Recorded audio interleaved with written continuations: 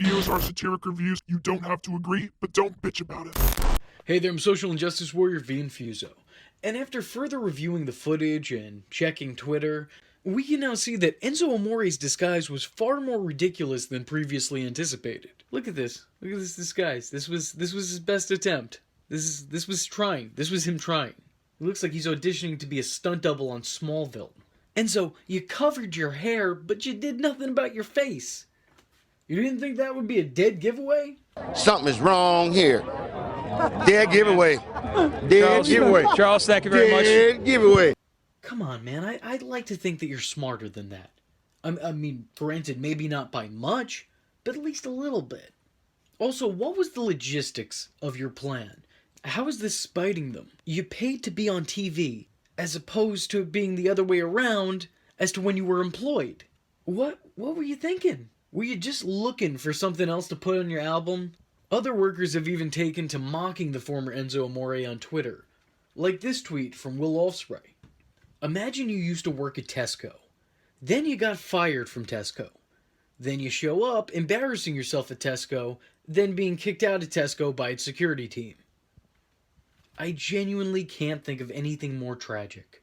Maybe if you did it in the front row of 13,000 people on live TV. Yeah, you know what, you're right. And also, imagine that you may or may not have had a rocky relationship with your coworker. For the sake of things, let's call her Liv. And you spent your time writing and releasing songs about her. That'd probably make it worse. Or if you, for one reason or another, went to TMZ alluding to this plan by telling Tesco fans to keep their eyes open. That might make it worse. Because that would show how premeditated your plan was and how fucking dumb it makes you look in hindsight. And now that we have these completely hypothetical situations out of the way, you know what makes this even sadder? He brought a WWE spinner replica belt with him, and still referred to himself as the realest champ in the room. You got some balls, man. Not a lot of brains, but definitely some balls. Or at least you did before security got to you. The man shows up to his former place of employment with a toy belt and starts talking shit from the audience. What were you even doing there, bud? What were you trying to promote? Your well-being? He even took to Twitter after to brag about what a certified G he still is. And you know what? I agree. If the rest of that word is oofy, you goofy motherfucker.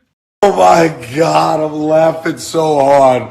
I'm fucking crying at all these memes right now going up. Oh God. They ask you how you are, you just have to say that you're fine when you're not really fine, but you just can't get into it because they would never understand. Oh yeah, I'll get you. Yo, could you imagine if I wore these glasses? Let's review your plan thus far. You paid a ticket to get in to see the show. You showed up in full gimmick with your old merch, a toy belt, and cut a promo at the side of the ring with an imaginary microphone. What a mark. I know.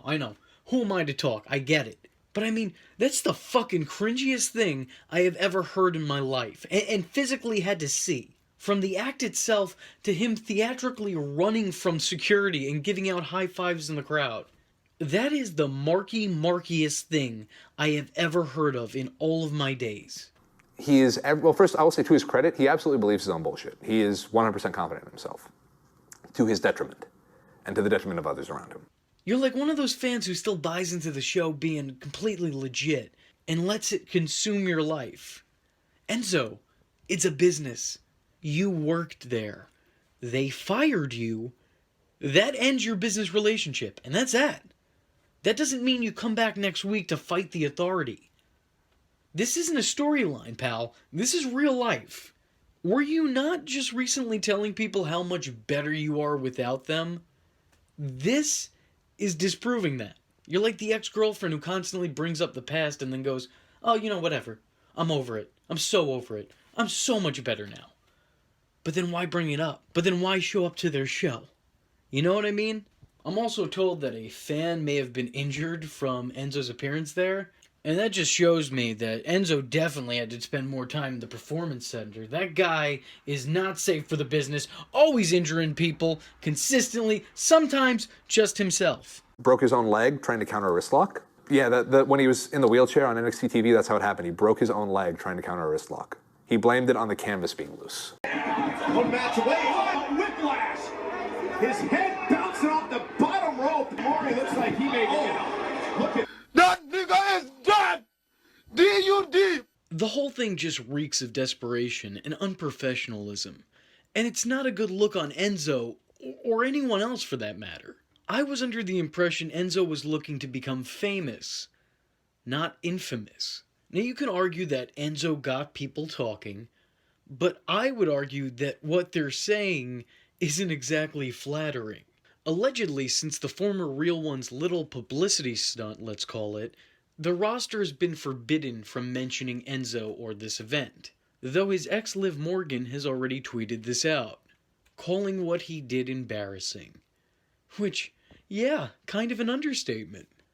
Everything he's been doing in the last few weeks seems like this man is desperately fighting the hourglass on his 15 minutes of fame, changing his name from Real One to Enzo to further capitalize off his time in the WWE, making a diss track at former girlfriend and currently relevant Liv Morgan to get people talking, performing a concert in his grandmother's living room. That's not a joke, didn't make that up, something that happened. Getting kicked off planes for vaping, and now trying and failing to hijack Survivor Series. It's all just sad. You know, it's sad coming from a guy who had what it took to succeed in some capacity. The guy's talented, but unfortunately for him, he's also an idiot. He's a very talented idiot. And talented idiots seem to make bad career moves. Enzo epitomizes that. And the truth is, unfortunately, you can only make so many bad career moves before there's no career left to fuck up. So with that being said, I'm the Social Injustice Warrior V Infuso, and if you like the words that came out of my mouth hole and you too want to become a VTard, don't forget to like and subscribe. There's plenty more where this video came from. Follow me on Twitter because, hell, why not? It's not considered stalking if it's on the internet, am I right? And don't forget to join the Discord.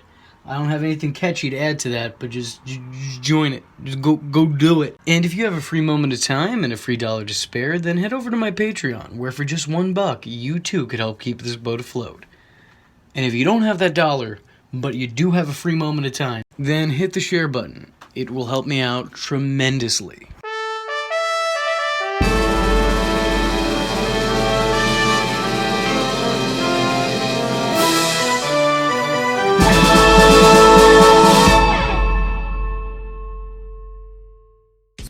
VTards, oh.